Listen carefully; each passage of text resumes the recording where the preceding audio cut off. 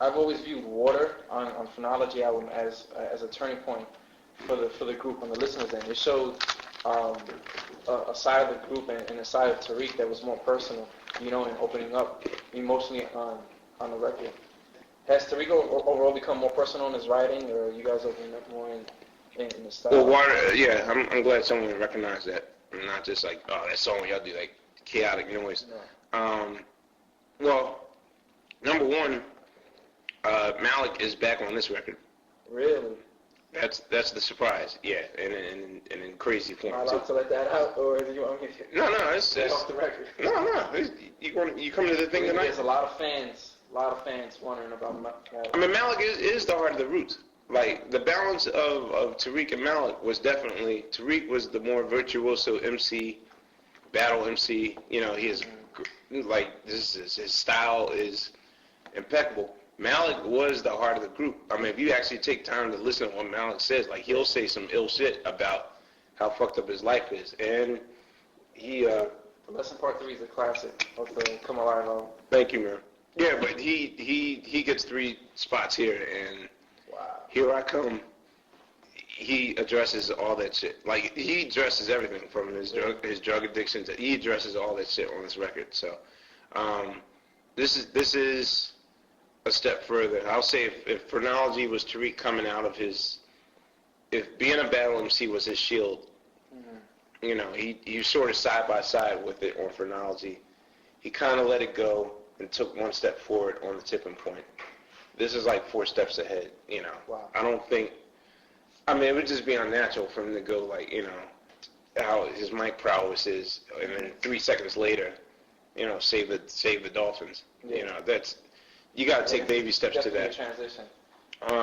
But this is, like, I want people, like, the problem that I've been encountering with some members of the press, as far as Tariq is concerned, is I don't think that they know how to separate their search for a celebrity and how to judge a good MC. Like, I think their whole... on everyone's top 5, 10 list. No, well, if you go to, some of these docs, and I just do random Google searches on, okay, what do people think about the new single? And they're like, he's lackluster, he doesn't have charisma. It's just like, I don't think charisma necessarily means that as an MC you have to do all these vocal gymnastics and look, mind no hands. Like, a real MC chooses his words carefully and all. Like, I'm saying for the record that this is definitely Tariq's heaviest hitting record as far as his lyrics are concerned. Like, he's made done complete growth. And I think that a lot of people are mistaking that for a blaseness. Not a lot of people, just for like, maybe 4 to 5 critics that I read previews on the first single about. And I don't know, it's like, I consider Ahmad Jamal like one of the greatest jazz players ever. Mm-hmm. Now, if you put him on stage with the Sex Pistols, does that make him boring? Because, it's like, if you're a vegetarian judging a chili contest. Yeah, hot dog eating contest. I don't know. It's like, do you have jurisdiction to do that? But, he's not animated on his record. He's very serious. He's not minstrel. He's not cooning. He's not showing off his jazz, like, yeah, I don't think, and he doesn't think that you necessarily have to show off, your lyrical dexterity just to, to do that. Like, you actually have to have patience and listen, and I think that's what's missing today. But, well, the first time I've heard Eve or Beanie Siegel was on a Roots record, and a lot of people still don't realize in hip hop that Scott Storch has been with y'all since way back. However, does it frustrate you that a lot of people you put on in the past have gone on to reach greater levels of mainstream success than the Roots band itself? I find it ironic. Not ironic. It's just like, there's an ongoing joke that I tell my manager that I think that the women that we all started off with during Do You Want More, we're all in a close-knit group, and we're not with those particular women anymore. Oh, really? We're almost under the impression, we're utterly convinced that they perform some sort of like seance, or there's a doll somewhere in West Philadelphia with like 10 pins in its heart.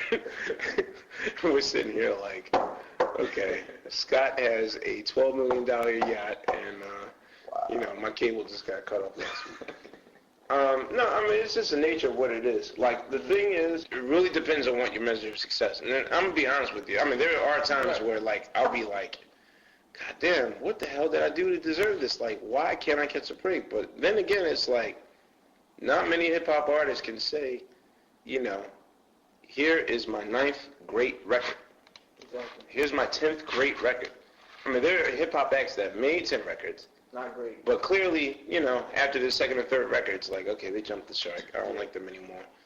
But, you know, I don't feel as though we've reached our peak yet. I still feel like there's genuine interest in the group. Like, oh, I can't wait to hear that new Roots hit. I just want to know what it sounds like. You know, I mean, the day where it's like, the Roots, whatever. Or like, it sounds like regular Roots or whatever. You know, I mean, there's a difference between that and... That to me is much more important. And, you know, I never, back in 1992, ever said to myself, like, in 2009, like, I'm still do it. Like, 2009 sounded like the future back in 1993. I thought, you know, I'll be 70 years old and not 36, and definitely not still enjoying the perks of having a good job.